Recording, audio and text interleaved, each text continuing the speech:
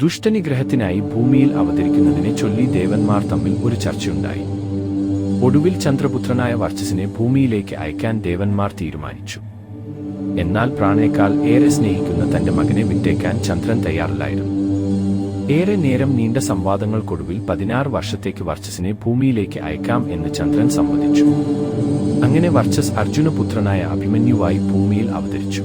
ഗർഭാവസ്ഥയിൽ വച്ച് തന്നെ മകരവ്യൂഹം, കൂർമ്മവ്യൂഹം, സർപ്പവ്യൂഹം, ചക്രവ്യൂഹം തുടങ്ങിയ വ്യൂഹങ്ങളിൽ കടക്കുന്നത് എങ്ങനെയെന്ന് ശ്രീകൃഷ്ണന്റെ വാക്കുകളിലൂടെ പഠിച്ച അഭിമന്യു പിൽക്കാലത്ത് പൃഥ്വിനിൽ നിന്നും ആയുധാഭ്യാസം ചെയ്തു വിരാട രാജാവിന്റെ പുത്രിയായ ഉത്തരയെ അവൻ വിവാഹം കഴിച്ചു.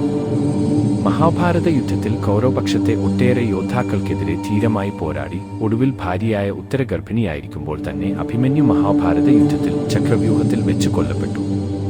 അശ്വത്ഥാമാവ് ബ്രഹ്മാസ്ത്രം പ്രയോഗിച്ചത് ഉത്തരയുടെ ഗർഭത്തിലുള്ള ഈ ശിശുവിന്റെ നേർക്കാണ്. ചാപിള്ളയായി പോയ കുഞ്ഞിനെ ശ്രീകൃഷ്ണൻ ജീവിപ്പിച്ചു അശ്വത്ഥാമാവിനെ ഉഗ്രമായി ശപിക്കുകയും ചെയ്തു. ഗർഭകാലം മുതൽക്കേ പരീക്ഷണങ്ങൾ ഏൽക്കേണ്ടി വന്ന ഈ കുഞ്ഞ് പിൽക്കാലത്ത് പരീക്ഷിത്ത് എന്ന പേരിൽ പ്രസിദ്ധനായി.